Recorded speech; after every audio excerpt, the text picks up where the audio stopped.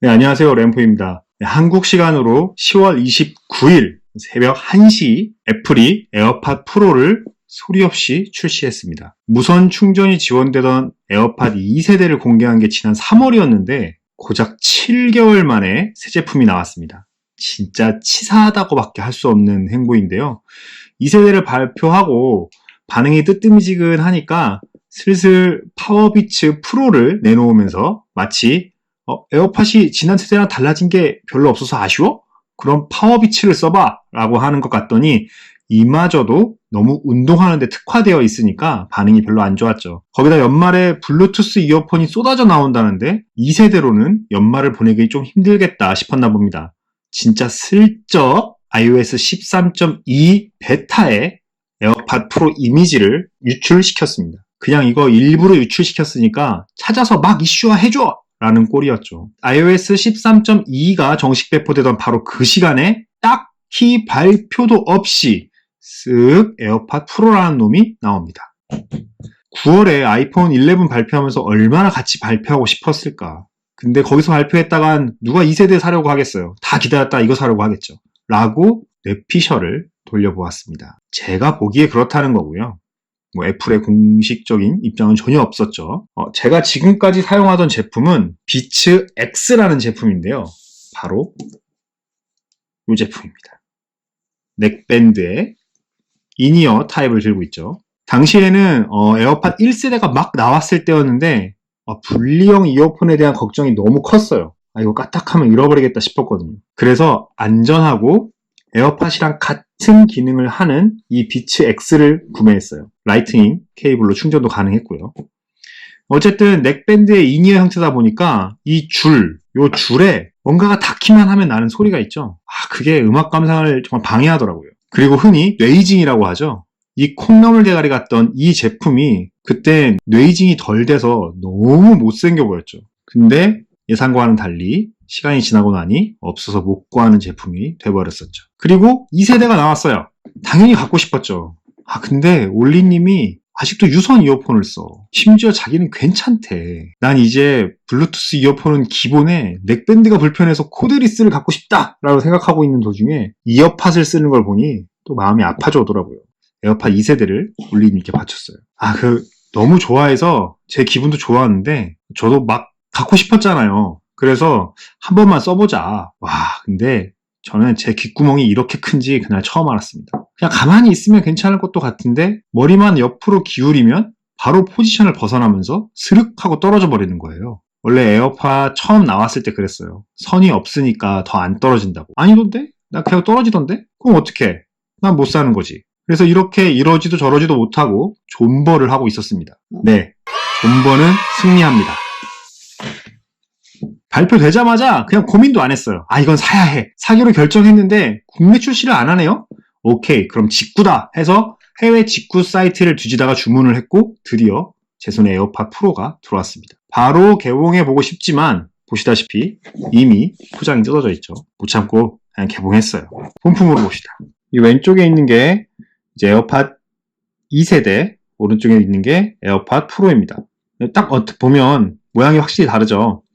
치실 디자인, 얘는 뭐라고 했더라? 에어팟 프로는 케이스에 대한 별명은 못 들어본 것 같아요. 근데 이 이어팟은 모다피라는 포켓몬을 닮았다고. 근데 진짜 사진 봤는데 정말 닮은 것 같더라고요.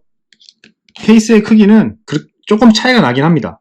두께는 거의 비슷하지만 세로로 돌렸을 때 높이의 차이도 좀 있고요. 그 다음에 똑같이 라이트닝 케이블로 충전을 하고요.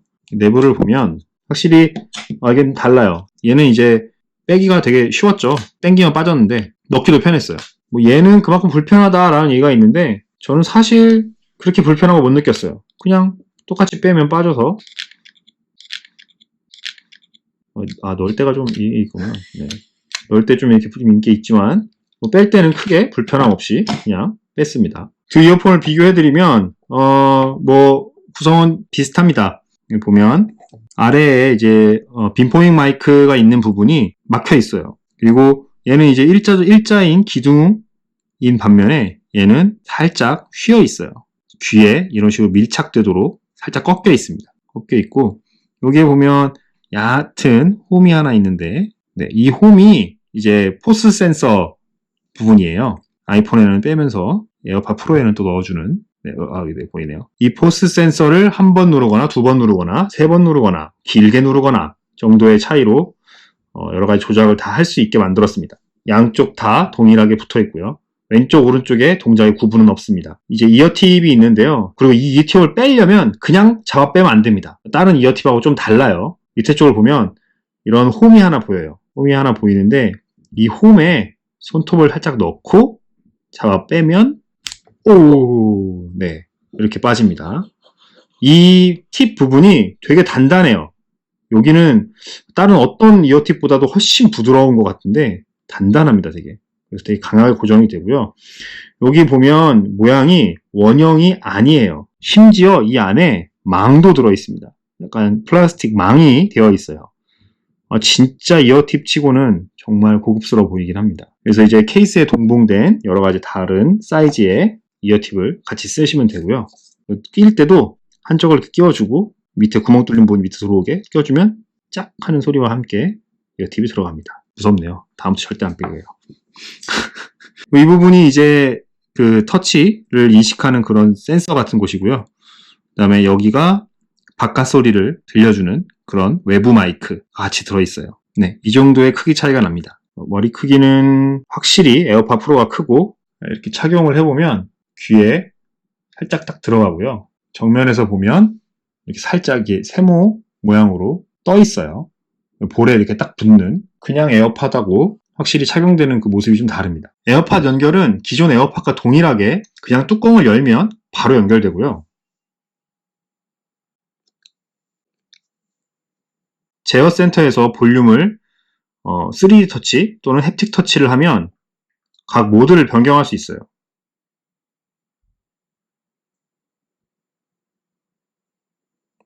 설정 앱에서는 블루투스 메뉴에 들어가면 나옵니다. 이 블루투스 메뉴에서는 조금 더 상세한 설정을 할 수 있어요. 이어팁이 내 귀에 맞는지도 테스트 해볼 수 있어요. 한 3, 4일 정도 출퇴근하면서 사용해봤는데 노이즈 캔슬링을 처음 써보시는 분들이라면 진짜 너무 신기할 거예요. 인이어 이어폰보다 훨씬 더 조용한 환경을 만들어줍니다. 이 노이즈 캔슬링, 노캔은 음악을 듣지 않고 있을 때도 사용할 수 있거든요.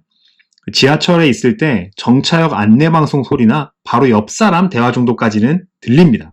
근데 그 이외의 소리는 정말 놀랍게 잡아줍니다. 그냥 끔 상태로 해놓으면 딱 인이어만큼의 차음이 돼요. 마지막 노이즈 수용 상태로 두면 이건 진짜 애플 설명 그대로입니다. 외부 소리가 그대로 흘러 들어와요. 이건 분명 인이어인데 선택하고 필터링하고 뭐 이런 거 없습니다. 물론 이미 노캔을 써보신 분들께는 딱히 신기할 건 없어요.